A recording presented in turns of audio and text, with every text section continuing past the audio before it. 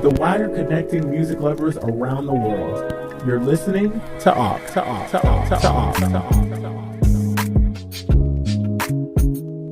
Giving you a dose of R&B with the click of the play button. I'm your host, Deluxe Dave. Just connecting your cord to Aux. It's that time again, music lovers. It is your man, Deluxe Dave, here with a brand new episode of Aux. If you are late to the game and this is your first time listening to Aux, you're listening to an R&B music podcast where each and every single week I come here, I talk about music from all shapes, all sizes, all different types of music. And then I like to hear your take on what you thought about the music that I discussed that week. Shows just like this you can only find right here on this network, the CWF network, where each and every week we're bringing you big content in small pieces.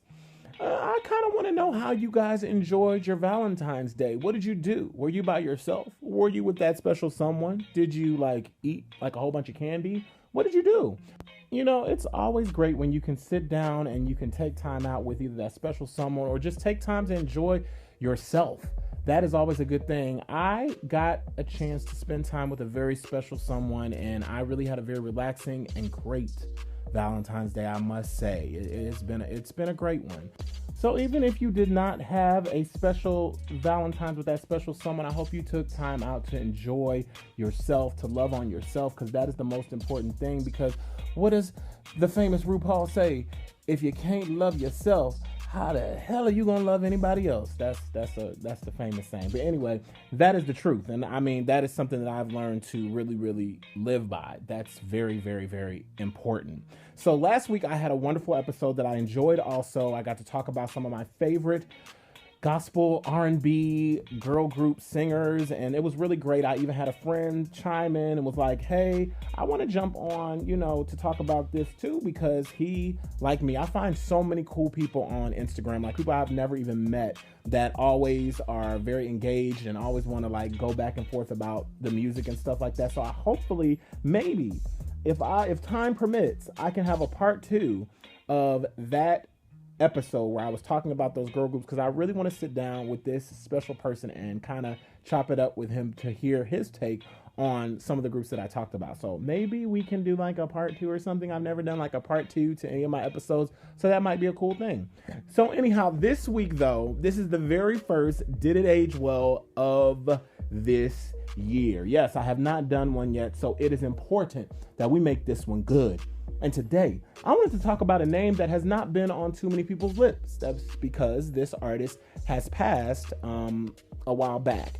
And this artist's name is Amy Winehouse. Now, I was never, let me tell you, when Amy Winehouse was living, I was never a huge Amy Winehouse fan. Let me tell you why. So basically, they played a song on the radio so much to the point where, my head, every time I heard it, it gave me a headache. So you know how the radio stations, they have that one song that they will play over and over and over, and it gets in your head and you're like, I don't want to hear this song anymore. By the time that they've done played that song to the ground, you're not even interested in listening to a full album by this person. That's how I felt about Amy Winehouse and the song Rehab. They try to make me go to rehab. I said no. It was just played out. It was too much. So I never really had interest in maybe even checking out Amy Winehouse as an artist. And at that time, when this came out, my taste was way, way different back then. I was listening to a lot more mainstream music, and it was very limited. I didn't listen to too many indie artists. I didn't listen to too many artists that were overseas. I was very limited in what I listened to, but it's expanded over time, and I kind of fell out of the mainstream mold because I guess the older I got, the more my taste in music changed.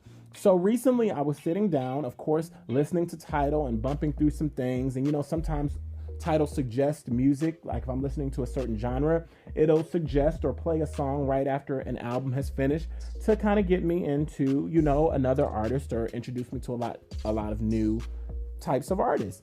And now Amy Winehouse is not new, but when I listened to this particular song, it was called Love is a Losing Game. Now, This song is very, very sad. If you sit down and you're depressed, don't listen to this song because it'll get you into your feelings. The song is called Love is a Losing Game. I'm not sure.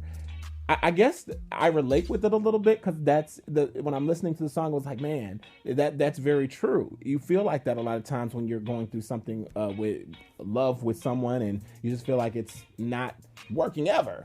So it was a really great song when I heard it, and it gave me a little bit of Sam Smith, Adele-ish type feel. And I've never been a big Sam Smith or Adele type fan because I don't like to listen to like too sad music, or if your whole album is just sad all the way through, I'm not going to sit down and listen to that. But this album called Back to Black will be 15 years old this year. So that album is 15 years old, and I wanted to hear the whole album after just hearing this one song, Love is a Losing Game. Of course, I skipped Rehab.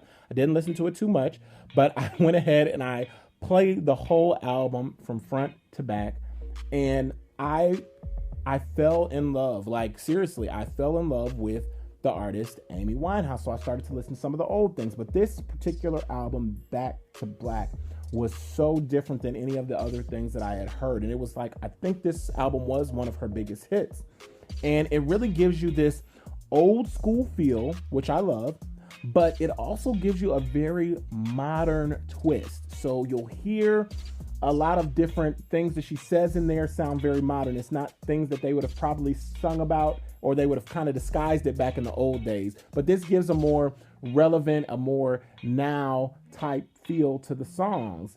So as I'm listening to this song, and I'm listening to the songs that are on the album, and I'm like, man, I really, really enjoy her.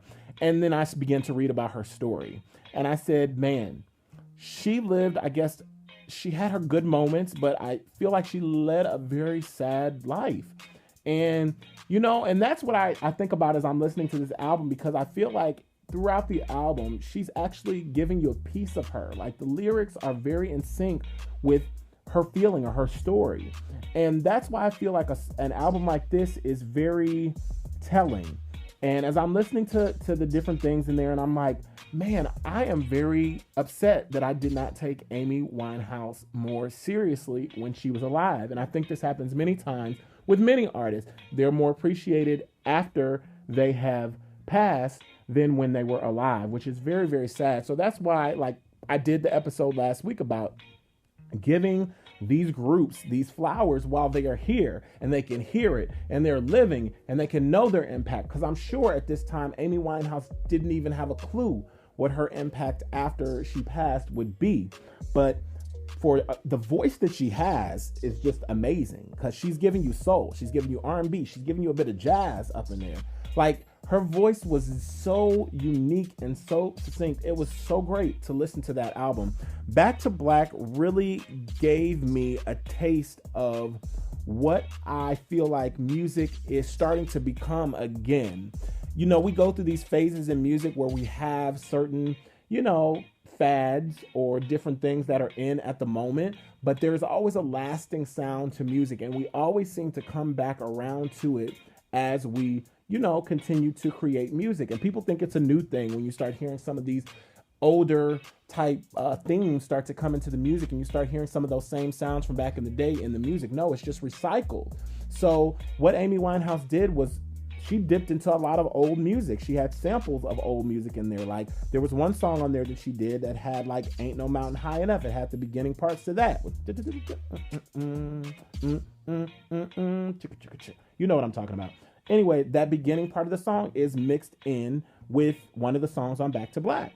So that's what makes this album so genius. When an album can explain your life like it did in Back to Black, it's always going to be ageless. So we can look back at countless albums that have done that. One that always comes to my mind is The Miseducation of Lauryn Hill. It tells a story. It tells about her. It's very in-depth. It has so many nuances in it. So those are the types of albums that are always remembered. And this particular one, I knew that I wanted. So me, myself, like I always do, I was like, man, I got to get on this because I don't even have the CD to this. And, you know, I trust digital services, but I want my own physical copies. I still love them. So I went and purchased the vinyl. Now, I did not purchase the US version of the vinyl because when I listened to this album on Tidal, it was not the US version because there's two different versions that came out. There's an additional song that is on the UK version of Back to Black, which has a song that I really loved called Addicted. So I think they take off one of the songs from the US version, which I didn't really care for anyway. So I was like, I'm about to order this from overseas. So I went to Amazon and I ordered Back to Black, the UK version of the album, which has all the songs I love. It had Love is a Losing Game on there. So I was happy with that. So if you love some old school music with some really strong, great vocals, because I don't even know how that voice came out of such a little woman. She had an incredible voice. If you love that, you need to be listening to Back to Black. Give it a chance if you have never listened to it. Now, I might be late to the game because I've heard many people bragged on Amy Winehouse back in the day. Were like, oh, why aren't you listening to Amy Winehouse? And I was the quick to respond like, oh, well, rehab, yeah, God, that made me. And I was making fun of it. But now I regret doing that because I really should have given the album a chance. I might not have liked it as much back then. Who knows? But now that my music taste has changed a bit, I love the album. And Amy has one of those voices that is not of this earth. And I only put certain singers or different types of artists in this category where their voice cannot be duplicated. It cannot be remade. You can't be imitated. There are only certain artists that I can put that stamp on. And Amy is definitely one of those voices that was not of this earth. And sometimes I feel like they've been here. They were able to impart what they needed to in the world. And then they went to where they had to go, to heaven or wherever they believed that they were going. That's where she went. And so I really feel like she was a special artist that was with us for a short amount of time. But in that short amount of time, she left us with so much great music. And that's why I say the album Back to Black, it aged well. And it's going to age well because whenever you start to dip into some of that old stuff or the roots of music up in your album, you know it aged very well. So I'm going to give it that stamp today. I really want to know what your thoughts are on the album Back to Black. Have you listened to it? What do you think about the artist Amy Winehouse in general? You can always call or text the CWF Network hotline at 347-719-3350. I might include your response on the next episode. I would love to start including responses, so make sure you either hit that number up or hit us up on Instagram at CWFP_, or you can directly hit me up, hit me in my DMs, hit me on my page, whatever you want to do, whatever you feel comfortable with. Deluxe Dave, DeluxeDave, and give me a follow while you're at it. I want to thank you so much for joining me on this edition of Aux. Remember, there is so much good music out there. The key is to know which song matches the moment. So if I gave you the aux chord, would you know what to do with it? Till next time, holla.